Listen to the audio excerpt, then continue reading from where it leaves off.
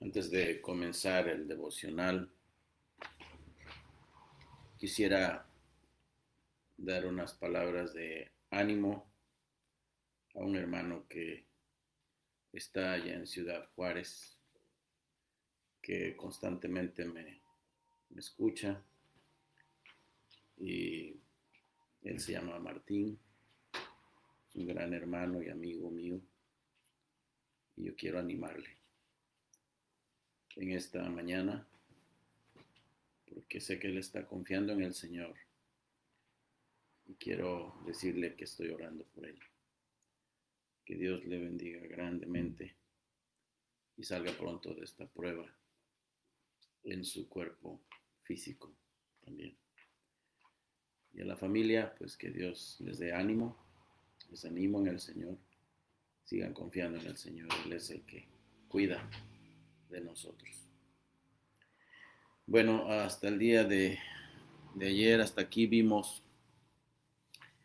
hemos visto la introducción a la primera epístola de Juan, y ayer consideramos un resumen de los temas de la misma epístola.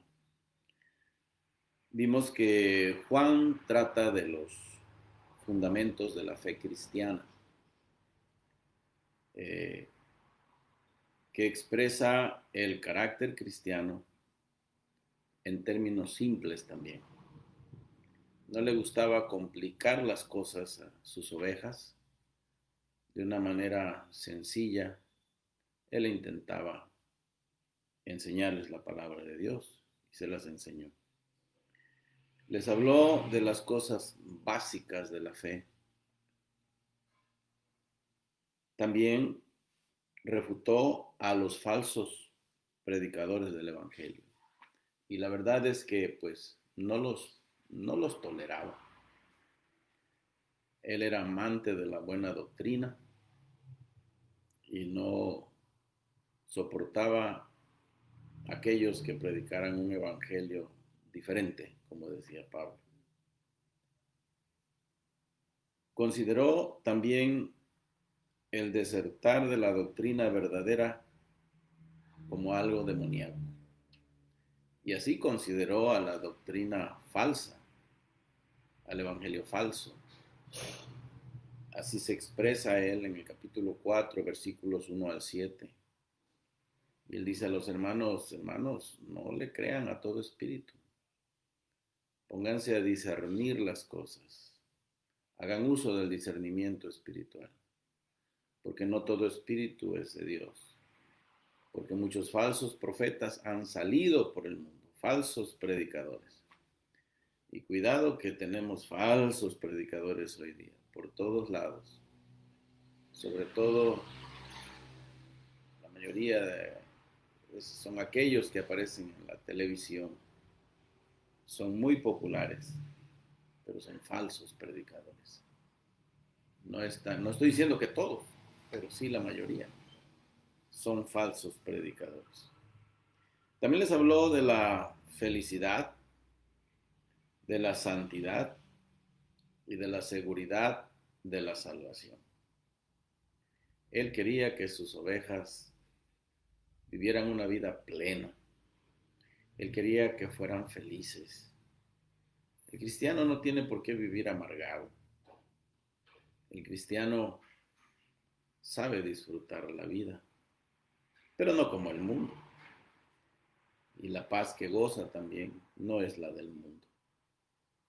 El mundo vive una felicidad ficticia, engañosa, y una paz que no es paz.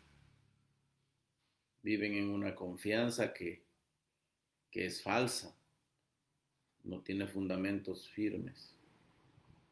Y cuando viene la muerte se dan cuenta que su vida no fue más que una desgracia. Y terminan arruinados en el infierno, finalmente. Entonces, Juan quería que fueran felices.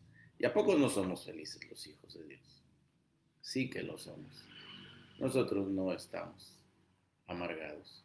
Eso no quiere decir que no suframos. El apóstol Pablo dice que nosotros sufrimos, pero no como los que no tienen esperanza. Nosotros sufrimos, pero con esperanza. Y sabemos que las pruebas que Dios trae a nuestra vida tienen un propósito muy definido en su mente. Es algo que en primer lugar va a glorificar al Señor y eso nos debe animar. Y en segundo lugar, es algo que va a traer beneficios a nuestra vida espiritual. Porque los que amamos a Dios sabemos que todas las cosas nos ayudan a bien. No importa lo que sea. Entonces, nosotros sí que disfrutamos una verdadera felicidad. Y esta es producida por vivir una vida de santidad. Y también tener la seguridad de la salvación. Si usted le pregunta a alguna de esas personas que andan tocando puertas de esa secta tan popular en el mundo, ¿usted está seguro de ser salvo? Le van a decir, pues, ¿cómo cree usted que voy a estar seguro de ser salvo? Estamos intentándolo. Estamos en eso. Y yo les digo, no, ustedes no tienen nada que ofrecerme de seguridad, váyanse de mi casa. Yo necesito algo que me dé seguridad y ya lo tengo, y ese es Jesucristo. El que tiene al Hijo, dice Juan, tiene la vida. El que no tiene al Hijo de Dios no verá la vida, sino que la ira de Dios está sobre él. Pero dice el apóstol Juan que el que tiene al Hijo de Dios tiene la vida. Y en su evangelio también, en capítulo 5, versículo 24, dice, de cierto os digo, el que oye mi palabra y crea en el que me envió, tiene vida eterna. Y no vendrá a condenación, mas ha pasado de muerte a vida. En ese versículo el verbo tener, cuando dice tiene vida eterna, está escrito de tal manera que da la idea de una seguridad total. Algo que no se puede perder, es algo que se recibió en un momento dado, pero que ya no se puede perder, que está ahí para siempre. Entonces, Juan era un gran pastor, ¿verdad? Él quería que fueran felices sus ovejas, Él quería que vivieran una vida recta, una vida de santidad y también que tuvieran la seguridad de la vida eterna, como dice en el capítulo 5 de su epístola, versículo 13. Él les mostró que el creer en Cristo trae resultados también a la vida, transformándola. Juan va a dar las evidencias, da las evidencias de la salvación. Una persona puede reclamar ser salvo, pero si no ha cambiado su vida y si no hay en su vida evidencias de la salvación como es el amar a los hermanos y el amar a Dios con todo el corazón, entonces su fe no es una fe genuina, no es una fe verdadera. Esa persona solamente se está engañando a sí misma. Practica un poco de religión, pero hasta allí. ¿Y cuánta gente hay así hoy día en las iglesias? Practican un poquito de religiosidad y ya con eso se conforman. Echan unas cuantas moneditas ahí de vez en cuando a la bolsa y se van. Y sus vidas siguen siendo las mismas. Siguen peleando, siguen odiando, siguen resentidos, siguen desquitándose. No conocen a Dios en verdad. Pero el día domingo, ahí están, en la mañana. En las tardes ya ni los busques. Entre semana no sabrás nada de ellos, pero ellos son religiosos nada más. Pero Juan dice, habrá resultados. La vida, Dios la transforma. Hay obediencia a Dios, dice Juan, y hay amor a los hermanos. Bueno, después de haber eh, ya construido esta plataforma de donde nos lanzaremos al estudio de Juan, de Primera de Juan, ahora sí estamos listos para analizar los primeros 4 versículos que he estado mencionando. Primera de Juan, capítulo 1, versículos 1 al 4. Se los voy a leer. Dice así, la palabra de Dios. Lo que era desde el principio, lo que hemos oído, lo que hemos visto con nuestros ojos, lo que hemos contemplado y palparon nuestras manos tocante al verbo de vida. Porque la vida fue manifestada y la hemos visto. Y testificamos y os anunciamos la vida eterna, la cual estaba con el Padre y se nos manifestó. Lo que hemos visto y oído, eso os anunciamos, para que también vosotros tengáis comunión con nosotros. Y nuestra comunión verdaderamente es con el Padre y con su Hijo Jesucristo. Estas cosas os escribimos para que vuestro gozo sea cumplido. Bueno, vamos a ver esta sección bajo 4 encabezados. El primero es que Juan ni siquiera se presenta a sí mismo, sino que inmediatamente presenta al Señor Jesucristo. ¿Por qué hizo esto Juan? Bueno, él era un hombre muy sencillo. Y esto debe distinguir a los que servimos al Señor. Debemos ser sencillos. Él era un hombre muy humilde. Cuando se trataba de decir algo que tenía que ver con su persona, donde él podía lanzarse, ¿verdad?, de manera protagónica, diciendo, miren, soy yo, aquí aparecí con el Señor y yo me recosté en su pecho y yo corrí más rápido que Pedro y yo le gané y que... No, hermanos, no. Él cuando va a hablar de cosas donde él tiene que ver, donde él está mencionándose a sí mismo, lo hace en tercera persona. Como que se esconde, como que se pone detrás de algo allí, detrás de la escena, detrás de la cortina, para no proyectarse. Esta es la palabra.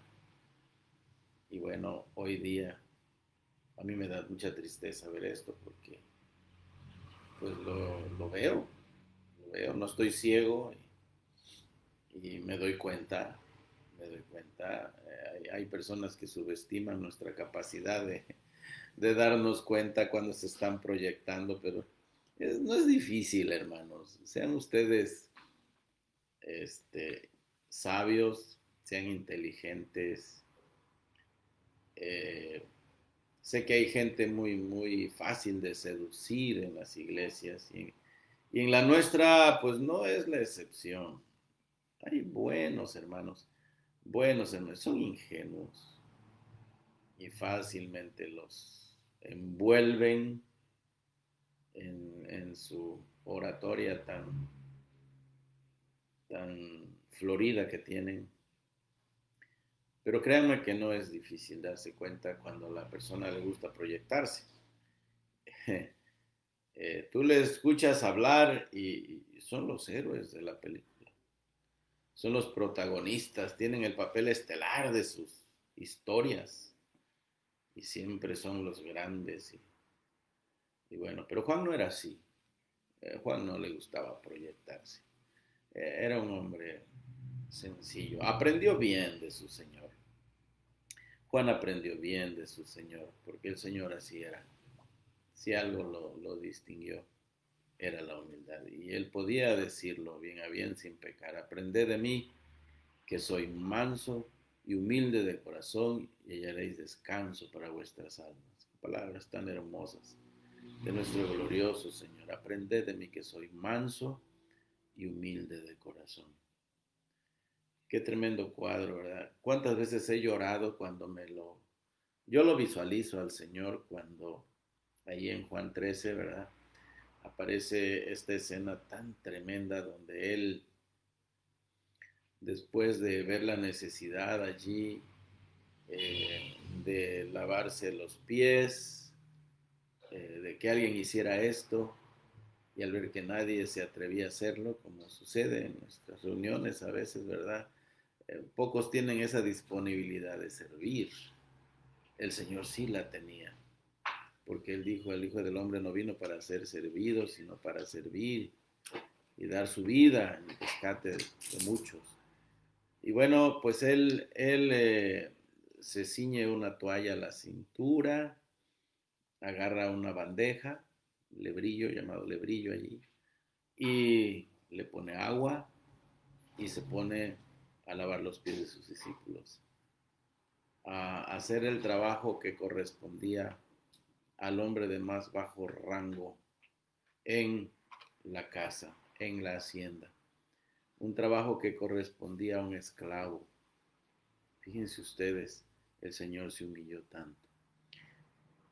Y lo que más a mí me puede, ¿verdad? Es cuando pasa por Judas. Cuando pasa por Pedro, pues no me sorprende tanto, porque Pedro así era medio quisquilloso, ¿verdad? Y dijo, a mí no me vas a lavar los pies jamás. Y dice, no, pues si no te dejas, no tendrás parte conmigo. Ah, bueno, entonces ya lávame todo, ¿no? Ese Pedro era tremendo, era extremista. Pero cuando llega con Judas, ay hermanos, ay, sí se me enchina la piel. Porque él sabía lo que iba a hacer Judas. Y aún así, esa misma noche hizo dos cosas, le lavó los pies y todavía le compartió de su comida. Ay, hermanos, yo me pregunto por qué no podemos ser como el Señor. Y al final de esto, ¿saben qué les dijo? Les dio una gran lección que debió quedar grabada en el corazón de cada uno de sus discípulos y que ahora debe quedar grabado en el nuestro. Él les dijo, ustedes vieron que le lavé los pies. Ustedes me llaman el maestro y tienen razón porque lo soy. Pero si yo siendo el maestro, siendo el Señor, eh, lavé los pies de ustedes, les he lavado los pies, me he humillado a tal grado, ustedes también deberían lavarse los pies los unos a los otros. Ahora, yo sé que en algunas iglesias carismáticas y la iglesia primitiva bautista practica esto como una tercera ordenanza. Bueno, no le quito el crédito a que Pues sí es humillante lavarle los pies físicamente a alguien. Pero es mi sentir que el Señor va mucho más allá de lo que es lavarle los pies a alguien. Porque tú podrías cumplir con el rito y en lugar de hacerlo con gusto, con placer y con amor para el hermano, estés lavándole los pies y por dentro pensando, ingrato, todavía te tengo que lavar los pies. Lo feo que te huelen y lo feo que se mira qué uñas tan honguientas tienes. Y estar por dentro pensando un montón de cosas. Pero no, hermanos, el Señor nos manda a servir y hacerlo con amor. Bueno, vean ustedes, Juan, la humildad. A mí me conmueve la humildad de este hombre. Ya está viejo y es un hombre de más de 60, 70 años seguramente. Es un hombre ya muy avanzado en edad, pero él está todavía escribiendo, él está sirviendo al Señor y él no se le quita esta característica tan bonita del Señor Jesús. Seguramente por eso no da su nombre diciendo, a él les escribe Juan, el discípulo amado, aquí les escribe aquel que le ganó a Pedro, aquí les escribe el que vio los más grandes milagros del Señor, ese soy yo. No, no, no, no, no. Aprendamos de Juan y del Señor, nuestro Señor, esta lección. La cosa es que no se trataba de sí mismo, sino del Señor Jesucristo. Y amados hermanos, en la obra de Dios no se trata de nosotros, se trata del Señor. Ese sí. Él sí debe llevarse todo el reconocimiento, toda la honra y toda la gloria. Jesucristo es el gran tema del Evangelio, no nosotros. Y cuando ahora que estamos transmitiendo estos programas, en mi caso, estos devocionales, yo sé que es un reto tremendo hacer eso. Hay que pasar más tiempo en la palabra para hacer esto. No se puede uno presentar ante esta pantalla y nada más ponerse a hablar por hablar. Pero no se trata de nosotros. No se trata de qué tan maquillado está el rostro y arreglado el rostro del predicador y qué ropa tan fina se va a poner y qué lentes tan caros va a lucir. No, no, no se trata del predicador, se trata del Señor Jesucristo. De Él queremos hablar y de Él debemos hablar en todo tiempo, porque Jesucristo es el gran tema del Evangelio. Él es el logo, el logos divino. Él es el verbo de vida. Él es el logos de Dios, la palabra de Dios, el verbo de Dios, intimando que procede de Dios. Así comienza Juan. Y Él es el verbo de Dios y Él es el verbo de vida, el cual estaba con el Padre. Esto nos habla de su eternidad. Vean ustedes esto. Siendo desde la eternidad, entonces no tuvo principio y no fue creado. Desde el principio ya Juan está atacando esta doctrina filosófica que con el tiempo se va a conocer con el nombre de gnosticismo. Ya lo hablamos en la introducción, entonces usted debe tener una idea de qué estoy hablando. Ya me va a entender mejor. Por eso le decía, es muy importante pasar un buen tiempo en la introducción y armar muy bien la plataforma desde donde nos vamos a lanzar al estudio de esta epístola. Y desde el principio ahora podemos darnos cuenta que Juan está atacando este problema. ¿Qué problema? Pues estaba negándose que Jesucristo tuviera un cuerpo físico y se estaba negando su deidad y se estaba negando su eternidad, coeternidad con el Padre. Él fue coeterno con el Padre y con el Espíritu Santo porque Él es el mismo Dios. Les dije que en esto dista mucho la doctrina de los ruselistas, de los testigos de Jehová que andan tocando las puertas. Bueno, ahorita como que estamos descansando un poquito de ellos, ¿verdad? Por la pandemia, y eso es cosa buena de la pandemia, que no nos estén dando tanta guerra, pero van a volver a la carga. Tan pronto se aplaquen las cosas, van a volver a la carga. Y ustedes deben tener muchísimo cuidado con ellos. Me he llevado así la sorpresa de personas en las iglesias que dicen, no, es que estaba yo platicando con un hermano testigo de Jehová. Digo, ¿dónde le ves lo de hermano a un testigo de Jehová? Como persona merecen nuestro respeto porque pues son seres creados a imagen y semejanza de Dios. Pero doctrinalmente hablando no les voy a dar ningún respeto porque es una doctrina diabólica la que ellos predican. Ellos no creen que Jesucristo sea Dios verdadero en la carne.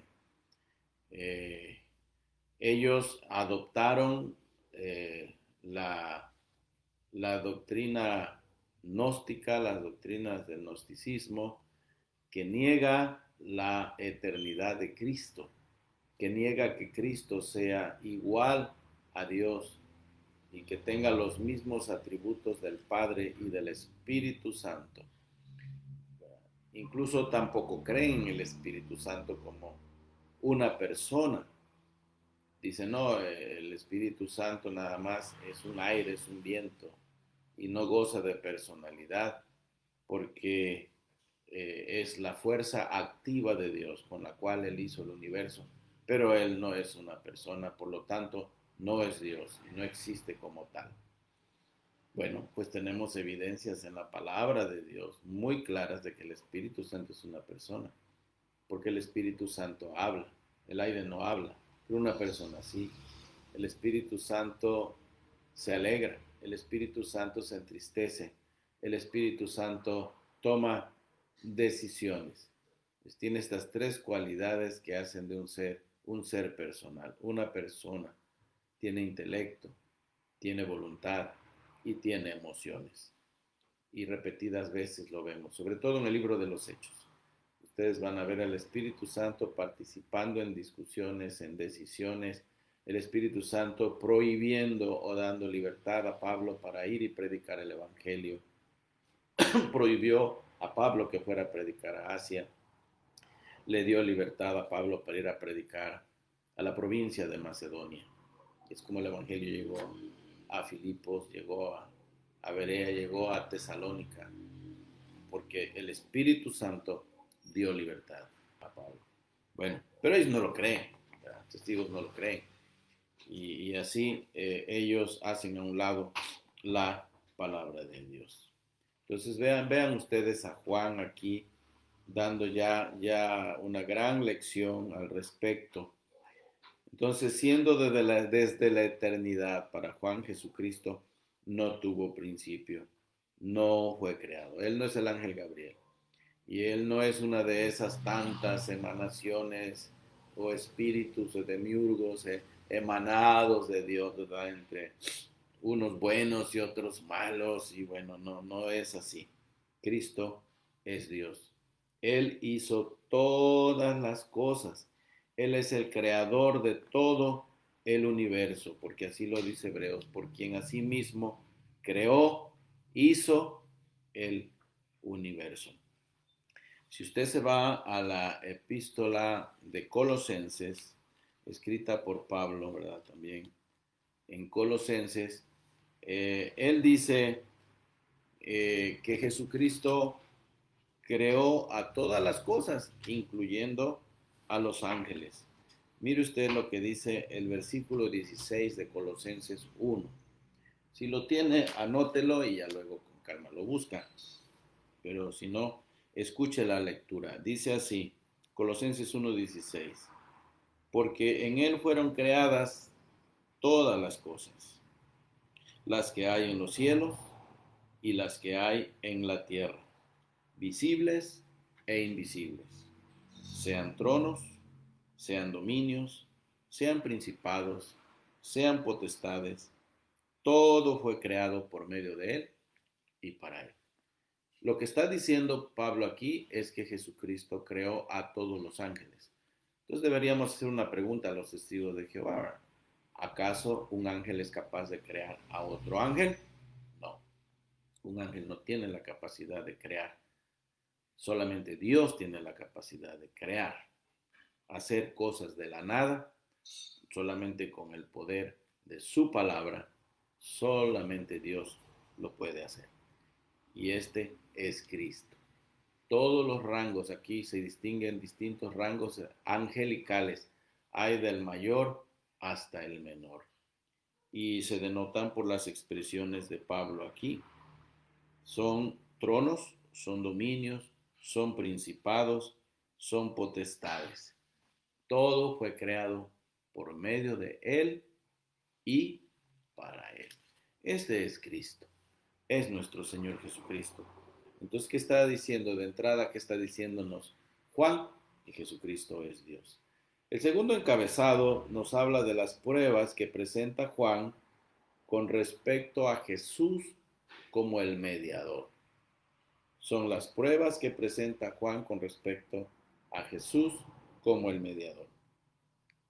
La vida se vistió de carne, adquirió la naturaleza humana. Él y los demás discípulos lo vieron, lo contemplaron y lo palparon. Él era un hombre en todo el sentido de la palabra. Por 3 años y medio ellos escucharon sus sermones. Lo vieron en su transfiguración y luego sangrando y muriendo en una cruz. Ellos lo vieron con sus propios ojos y contemplaron su majestad, como dice Pedro en su segunda epístola, capítulo 1, versículo 16. Vieron con sus propios ojos su majestad. ¿Se imaginan ustedes la impresión que se llevaron Jacobo, Pedro y Juan, y sobre todo Pedro, que no sabía ni qué estaba diciendo? Estaba tan emocionado cuando el Señor convirtió esa parte alta del monte Tabor, seguramente, y de un momento a otro sus vestidos empezaron a volverse resplandecientes como la luz del sol al mediodía, y tan blanco como no podría dejar una ropa, un lavador de ropas. Bueno, Pedro se quedó tan admirado y dijo: Señor, pues vamos a hacer aquí unas cabañitas y aquí ya nos quedamos. Pues cómo no va a pensar así Pedro, si estaba convertido ese lugar en un pedazo de cielo, cuando el Señor Jesús manifestó su deidad, que estaba velada por la humanidad. Cuando la gente veía al Señor Jesucristo, veían a un hombre, y para ellos no era más que un hombre común y corriente, pero no lo era. Él era el Hijo de Dios. Solamente que su deidad estaba velada por ese cuerpo humano, por ese cuerpo físico, por su humanidad.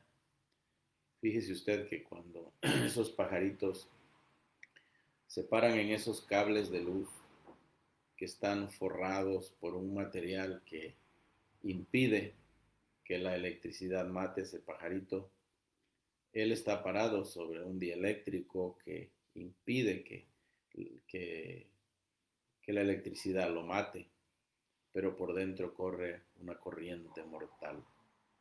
Bueno, el Señor Jesucristo estaba velado por el dieléctrico de la humanidad, de su humanidad, que había adquirido a través de la humanidad de María, por obra del Espíritu Santo. Pero dentro de él corría la vida, corría el poder, todo el poder de Dios y todos los atributos del Dios completos estaban en él, porque agradó al Padre que en él habitara toda la plenitud de la deidad, toda la pleroma, como dice Pablo en griego, de la deidad, lo completo de Dios, porque todo Dios habitaba en Cristo. Ay, hermanos, este ser tan precioso, tan hermoso, tan glorioso, al cual me estoy refiriendo, es el verbo de vida, como le llama Juan, el logos de vida, la palabra de Dios, el eterno, coeterno con el Padre y con el Espíritu Santo. Bueno, lo vieron con los ojos de la mente sus discípulos, pero otros lo vieron nada más físicamente y no lo pudieron detectar. ¿Se imaginan ustedes a Pilatos cuando estaba hablando con él y Pilato le pregunta: ¿y qué es la verdad? Bueno, él tenía la verdad a 30 centímetros de distancia al estar hablando con él cuando le estaba interrogando y no lo pudo ver. Pero sus discípulos sí. Y nosotros también lo podemos ver con los ojos de la fe. No lo hemos visto físicamente, pero muy bienaventurados somos, porque aunque no lo vimos físicamente, nosotros creemos en Él y lo vemos con los ojos de la fe. Ellos lo palparon, pero este palpar era un palpar con fe, hermanos, porque muchos pudieron haber tomado la mano del Señor y no pasó nada. Muchos lo tuvieron tan de cerca y no sucedió nada. Pero él dijo, mirad mis manos y mis pies que yo mismo soy, palpad y ved, porque un espíritu no tiene carne ni huesos, como veis que yo tengo. Este es el Señor, un hombre en todo el sentido de la palabra, pero al mismo tiempo Dios en todo el sentido de la palabra. 100% hombre, 100% Dios. Hombre de verdadero hombre, Dios de verdadero Dios. Nosotros no le hemos visto físicamente, pero aquí está el testimonio de los apóstoles que sí lo hicieron, que sí lo vieron y que se dieron pruebas contundentes de esta gran verdad, aún después de su resurrección. Ayer les platiqué todo esto, ¿verdad? Como los soldados salieron huyendo todos espantados a dar testimonio de lo que habían visto. Les ofrecieron dinero, sobornarlos para que se callaran. Pero ¿quién se podía callar ante un hecho tan inaudito como es la resurrección de Jesús? ¿Cómo podían ellos callarlo? Aunque les dieron dinero, de todos modos lo estamos sabiendo nosotros. Quedó escrito en el registro divino que Él resucitó. Que no tenga que representarnos el Señor, ¿verdad?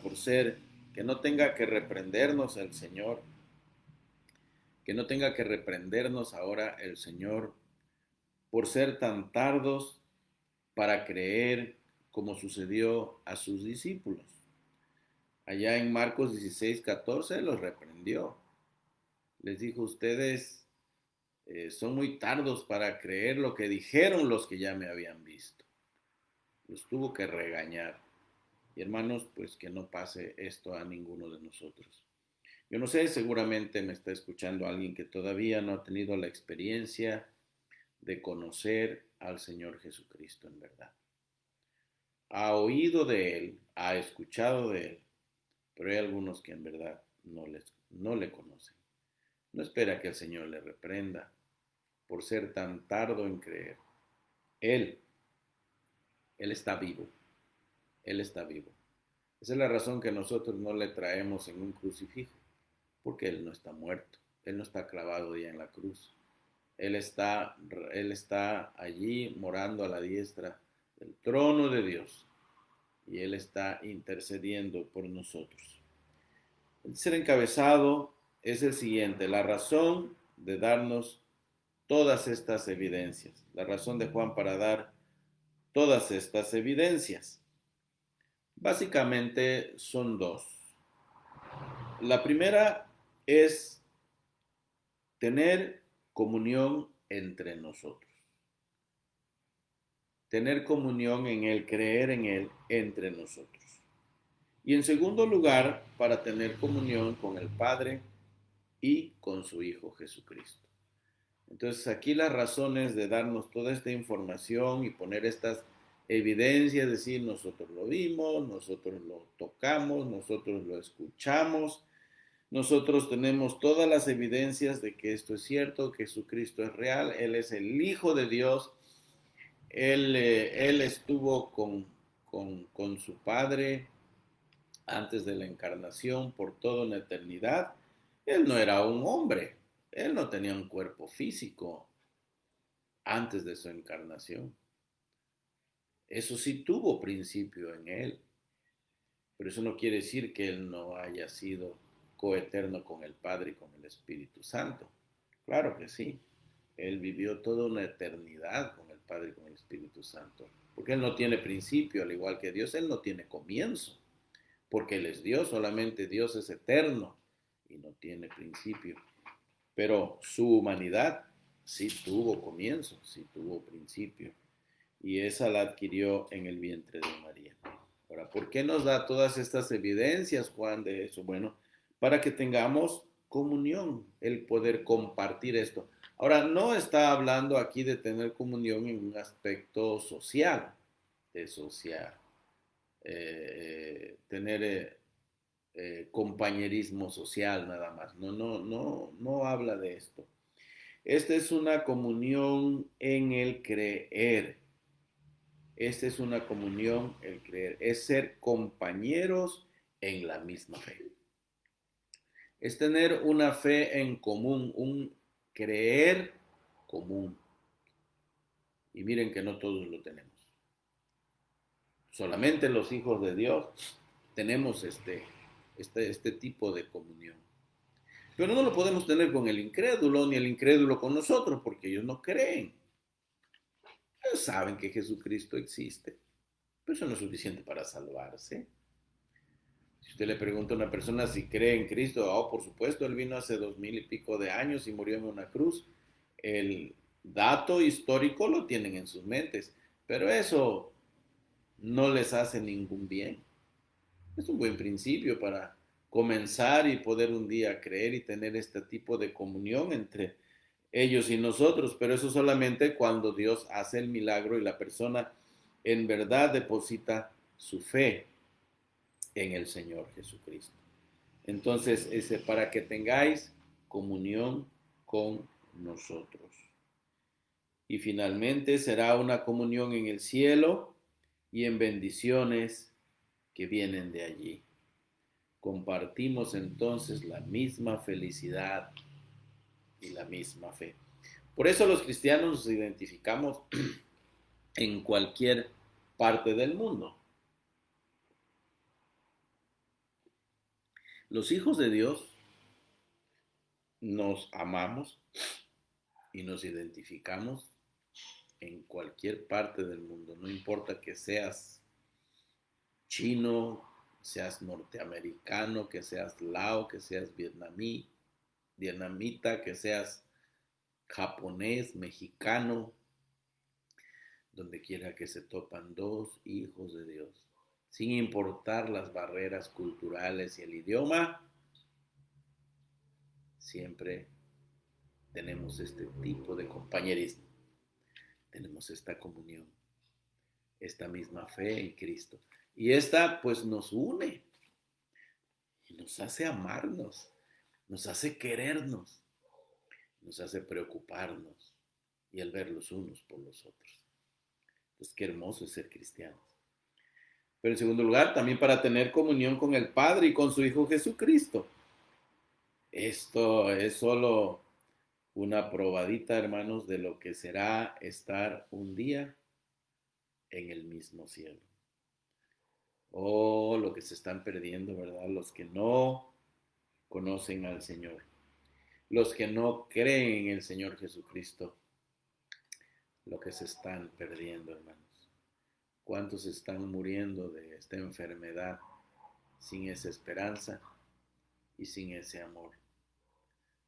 Los hijos de Dios nos preocupamos. Ahora, una de las cosas muy tristes del pastorado hoy día, se los voy a confesar, a decir, es el no poder estar físicamente ahora allí donde está sufriendo el hermano.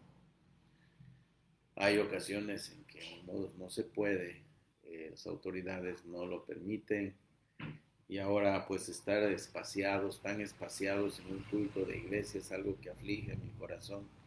Cuando estábamos acostumbrados a estar juntos, cerca los unos de los otros, y cómo extraño ese abrazo.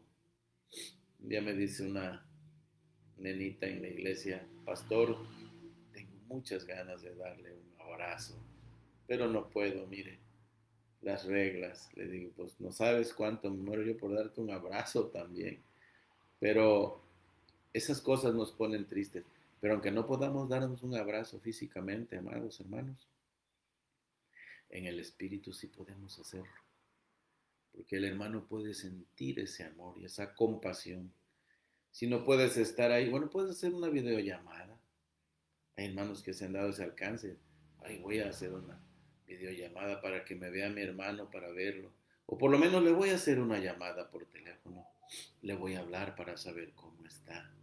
Bueno, hay hermanos que se han quedado sorprendidos, entre ellos una hermana ya me dice, ay hermano, qué gusto me da que me haya hablado, de la sorprendida, yo no esperaba una llamada. Bueno, esa es la bendición, hermano, de la tecnología, de las cosas modernas. Podemos usarlas para bendición. Y por último, bueno, entonces ya vimos que Juan, ¿verdad? Pues en un tono de humildad se escondió para no volverse aquí el protagonista de su historia. Hemos visto las pruebas que Juan presentó del Señor Jesús con respecto a Jesús. Como el mediador ha demostrado que Jesucristo es un hombre completito que vino en la carne. Y luego la razón de darnos estas evidencias. Él dice, somos testigos de esto, aquello, lo otro. Bueno, para tener comunión los unos con los otros, tener comunión con el Padre, con Jesucristo su Hijo. Y por último, para que nuestro gozo sea cumplido. Bueno, esta es una parte muy hermosa. En el versículo 4 dice, estas cosas os escribimos para que vuestro gozo sea completo. Que vuestro gozo sea cumplido. Bueno, cuando voy a la cuenca, bueno, sobre todo en esos tiempos de calor, abril y mayo, qué calor hace en ese lugar. Disfruto mucho ir, pero cómo sudamos los que vamos. Arriba de 40 grados, a veces dice el termómetro allí 40 grados, 35, 40 grados, pero la sensación térmica va más allá, es una cosa insoportable casi. Entonces llegando allá nos invitan los hermanos a tomar un desayuno, que ya prácticamente es comida, ya a las 11:30, 12 del día que desayunamos, pues ya pero hace mucho calor y hay casas que son de lámina, imagínese usted. Y yo les digo, hermanos, está muy rica la comida, pero mi gozo se completaría con un buen ventilador aquí que me esté soplando. Entonces, ya los hermanos se aprendieron la expresión completar mi gozo. Digo, hermanos, completen mi gozo, préstenme un ventilador para que disfruten mi comida, porque es un poco feo estar comiendo, tienes hambre y sabes que tienes que comer, pero cuando hace demasiado calor, bueno, no se disfruta igual. Hasta comes más a prisa para poder quitarte, irte a refrescar debajo de un árbol. Pero bueno, ya los hermanos saben, y ya a veces solitos me dicen, hermano, le voy a completar su gozo. Vamos a completar su gozo. No, mire, aquí está el ventilador para completar su gozo. Bueno, esta es la idea, hermanos. Esta es la idea. El apóstol Juan dice, aquí está el ventilador. Y aquí les doy esto. Les aseguro que esto es verdad. Miren, nosotros lo vimos, nosotros lo escuchamos, nosotros lo tocamos, lo palpamos. Bueno, Él es el verbo de vida, Él es el Hijo de Dios. Ustedes han depositado su fe en Él, no han depositado su fe en vano, en alguien, porque este alguien es la vida misma. No hay vida aparte del Señor Jesucristo. Todo es muerte, es ruina y desolación, pero Él es el verbo de vida. Él es la palabra de vida. Y ustedes, si han creído en Él, ahora su gozo puede estar completo, puede estar cumplido. Por ahí me lancé a investigar el significado de esta palabra y es la misma raíz de la palabra pleroma, que significa completo, totalidad de. Esta palabra viene de la palabra plero, que significa hacer repleto. Significa literalmente atiborrar o rellenar. Fíjense ustedes. Terminar, lleno, atestar, completar. Por eso a veces que vuestro gozo sea completo, que no falte nada del gozo. Esta es la idea de Juan. Juan quería que sus discípulos se deleitaran en estas grandes verdades que les estaba diciendo del Señor, que se gozaran mucho en el compañerismo de la vida eterna, produce gozo. La dispensación del Evangelio no es, dijo Matthew Henry, no es una dispensación de terror ni de miedo, sino de paz y de gozo. Lo que ha logrado la obra expiatoria de Cristo en la cruz produce un gozo completo. Y Juan dice, pues yo les he dado todo esto, que tengan comunión, ¿sí? Con nosotros en el creer, que tengan esa comunión, estemos hablando del mismo tema, estemos enlazados en la misma fe, en la misma gran verdad de quién es Él, amándole tanto y gozándonos tanto en Él, pero también comunión con el Padre y con su Hijo, Jesucristo. Y adivinen quién es el que está promoviendo esta comunión. Pues es el Espíritu Santo, es el Espíritu de Dios. Él no queda fuera de esto. Y recuerde que Él inspiró estas palabras que estamos viendo en Primera de Juan. Bueno, mis amados hermanos, pues aquí está la epístola y ahora sí nos arrancamos. Estamos en la primera epístola de Juan y yo espero que usted se haya deleitado al estar escuchando la palabra de Dios esta mañana. Que Dios le bendiga ricamente en este día, que Dios le dé de su gracia y que usted se goce en estas grandes verdades y se goce en la más grande verdad que es Cristo Jesús. Él dijo, yo soy el camino, la verdad y la vida. Que Dios les bendiga, hermanos, si Dios lo permite, nos vemos la próxima semana. Se acabaron los devocionales de la semana, ya es viernes y bueno, espero que ya se empiecen a abrir las válvulas de esa presión del trabajo de la semana y usted lo disfrute con su familia, lo disfrute con sus hijos, la esposa con el esposo con la esposa y el próximo domingo estemos dispuestos los que podamos ir para estar adorando al Señor con su iglesia, en su iglesia. Dios les bendiga, hermanos. Hasta la próxima. Un abrazo para todos ustedes.